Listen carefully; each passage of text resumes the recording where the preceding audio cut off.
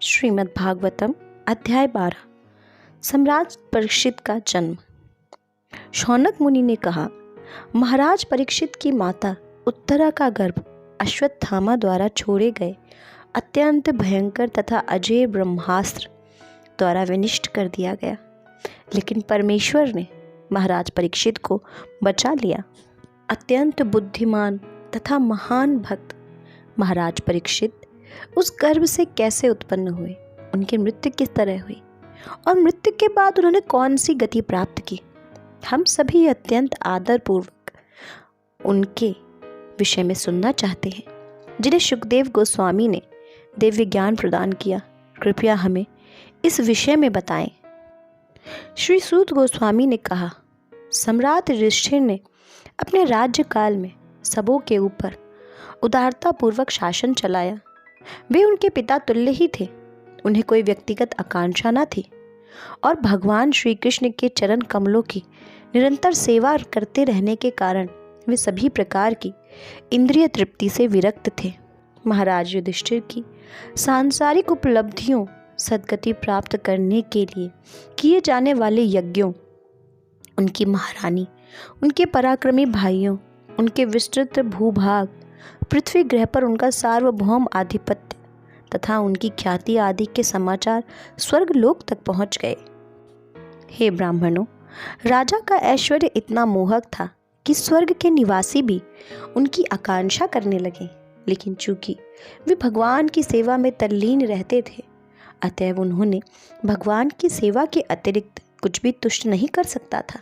हे भृगुपुत्र शौनक, जब महान योद्धा बालक परीक्षित अपनी माता उत्तरा के गर्भ में थे और जब अश्वत्थामा द्वारा छोड़े गए ब्रह्मास्त्र के ज्वलंत ताप से पीड़ित थे, तो उन्होंने परमेश्वर को अपनी ओर आते देखा। वे भगवान केवल अंगूठा भर ऊंचे थे, किंतु वे थे पूर्णतः दिव्य। उनका शरीर अत्यंत सुंदर श्याम वर्ण का तथा अच्युत था और उनका वस्त्र बिजली के समान चमचमाता हुआ पीत वर्ण का था। उनका मुकुट दैदीप्यमान सोने का था। बालक ने उन्हें इस रूप में देखा। भगवान 4 भुजाओं से युक्त थे, उनके कुंडल सोने के थे, आंखों में क्रोध से रक्त जैसी लाल थी। जब वे चारों ओर घूमने लगे तो उनकी गदा उनके चारों ओर गिनते तारे की भांति निरंतर चक्कर लगाने लगी। भगवान उस ब्रह्मास्त्र के तेज को विनिष्ट करने में इस प्रकार संलग्न थे जिस तरह सूर्य ओस की बूंदों को उड़ा देता है। वे बालक को दिखाई पड़े तो वह सोचने लगा कि ये कौन थे। इस प्रकार बालक के देखते देखते प्रत्येक जीव के परमात्मा तथा धर्म के पालक पूर्ण पुरुषोत्तम भगवान श्री कृष्ण, जो सारी दिशाओं में व्याप्त हैं, काल तथा देश की सीमाओं से परे है, तुरंत अंतर्धान हो गए। तत्पश्चात जब क्रमशः सारी राशि तथा नक्षत्रों के शुभ लक्षण प्रकट हो आए, तब पांडु के उत्तराधिकारी ने जन्म लिया, जो पराक्रम में उन्हीं के समान होगा। महाराज परीक्षित के जन्म से अत्यंत संतुष्ट हुए राजा युधिष्ठिर ने जात संस्कार करवाया। धौम्य, कृप इत्यादि विद्वान ब्राह्मणों ने शुभ स्तोत्रों का पाठ किया। पुत्र के जन्म लेने पर राजा ने ब्राह्मणों को सोना, भूमि, ग्राम, हाथी, घोड़े तथा उत्तम अन्न दान में दिया, क्योंकि वे जानते थे कि कैसे, कहाँ और कब दान देना चाहिए। राजा के दान से अत्यधिक संतुष्ट विद्वान ब्राह्मणों ने राजा को पूर्वों में प्रधान कहकर संबोधित किया और बताया कि उनका पुत्र निश्चय ही पूर्वों की परंपरा है। ब्राह्मणों ने कहा, यह निष्कलंक पुत्र आप पर अनुग्रह करने के लिए सर्वशक्तिमान तथा सर्वव्यापी भगवान विष्णु द्वारा बचाया गया है। उसे तब बचाया गया जब वह दुर्निवार अति दैवी अस्त्र द्वारा नष्ट होने ही वाला था। इस कारण यह बालक संसार में विष्णुराग अर्थात भगवान द्वारा रक्षित नाम से विख्यात होगा। हे महाभाग्यशाली, इसमें कोई संदेह नहीं है कि यह बालक महाभागवत अर्थात उत्तम कोटि का भक्त होगा और समस्त गुणों से संपन्न होगा। उत्तम राजा युधिष्ठिर ने पूछा, हे महात्माओं, क्या यह बालक इस महान राजवंश में प्रकट हुए अन्य राजाओं की ही तरह राजर्षि पवित्र नाम वाला, उतना ही विख्यात तथा अपनी उपलब्धियों से महिमा मंडित होगा? विद्वान ब्राह्मणों ने कहा, हे प्रथापुत्र, यह बालक मनुपुत्र राजा इक्ष्वाकु की ही तरह समस्त जीवों का पालन करने वाला होगा। और जहां तक ब्राह्मणीय सिद्धांतों के पालन की बात है, विशेष रूप से अपने वचन का पालन करने में यह महाराज दशरथ के पुत्र भगवान राम के जैसा दृढ़ प्रतिज्ञ होगा। यह बालक सुप्रसिद्ध उशीनर नरेश शिवी की भांति उदार दानवीर तथा शरणागतों का रक्षक होगा। यह अपने कुल के नाम तथा यश को उसी तरह फैला देगा जिस तरह महाराजा दुष्यंत के पुत्र भरत ने किया था। महान धनुर्धरों में यह बालक अर्जुन के समान होगा। यह अग्निदेव के समान दुर्निवार तथा समुद्र की भांति दुर्लंघ्य होगा। यह बालक सिंह के समान बलशाली तथा हिमालय की भांति आश्रय प्रदान करने वाला, यह पृथ्वी के समान क्षमावान तथा अपने माता पिता के समान सहिष्णु होगा। यह बालक मन की समता में अपने पितामह युधिष्ठिर या फिर ब्रह्मा के समान होगा। दानशीलता में यह कैलाशपति शिव के समान होगा। यह देवी लक्ष्मी के भी आश्रय भगवान नारायण के समान सबों को आश्रय देने वाला होगा।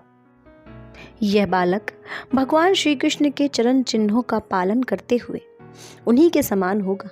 उदारता में यह राजा रंती देव के समान तथा धर्म में यह महाराज ययाति की भांति होगा।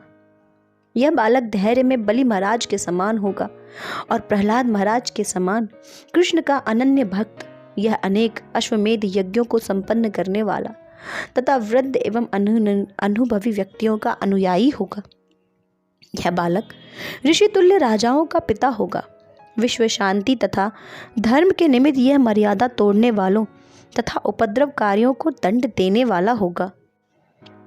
यह ब्राह्मण पुत्र के द्वारा भेजे गए तक्षक नाग के डसने से अपनी मृत्यु होने की बात सुनकर समस्त भौतिक आसक्ति से अपने आप को मुक्त करके भगवान को आत्मसमर्पण करके उन्हीं की शरण ग्रहण करेगा। व्यासदेव के महान दार्शनिक पुत्र से समुचित आत्मविज्ञान के विषय में जिज्ञासा करने पर वह सारी भौतिक आसक्ति का परित्याग करेगा और निर्भय जीवन प्राप्त करेगा। इस प्रकार जो लोग ज्योतिष ज्ञान में तथा जन्मोत्सव संपन्न कराने में पटु थे, उन्होंने इस बालक के भविष्य के विषय में राजा युधिष्ठिर को उपदेश दिया। फिर प्रचुर दक्षिणा प्राप्त करके वे अपने घरों को लौट गए।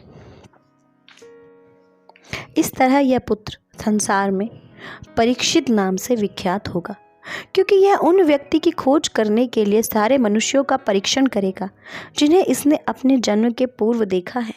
इस तरह यह निरंतर उनका भगवान श्री कृष्ण का चिंतन करता रहेगा।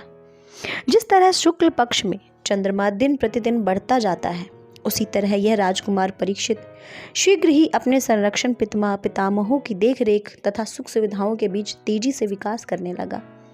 इसी समय राजा युधिष्ठिर स्वजनों से युद्ध करने के कारण किए गए पापों से मुक्ति पाने के लिए अश्वमेध यज्ञ करने पर विचार कर रहे थे, लेकिन उन्हें कुछ धन प्राप्त करने की चिंता सवार थी, क्योंकि लगान तथा जुर्माने से एकत्र कोष के अतिरिक्त और कोई धन संग्रह न था। राजा की हार्दिक इच्छाओं को जानकर उनके भाइयों ने अच्युत भगवान श्री कृष्ण की प्रेरणा अनुसार उत्तर दिशा से राजा मरुत द्वारा छोड़ा गया प्रचुर धन एकत्र किया।